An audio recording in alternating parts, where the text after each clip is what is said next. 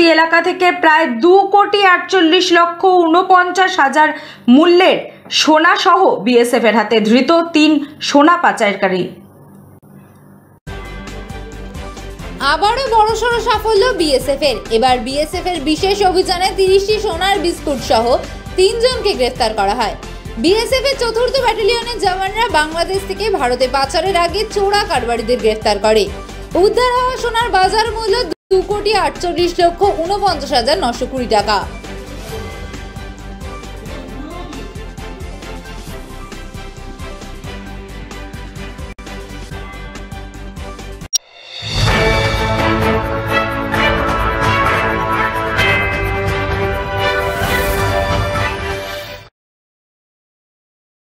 বাচ্চাকে সঠিকভাবে বড় করতে, যদি বাচ্চাকে ভালো করে বুঝতে পারি, জানতে পারি, চিনতে পারি, তাহলে কিন্তু আমাদেরকে মানুষ করতে অনেক সহজ হবে।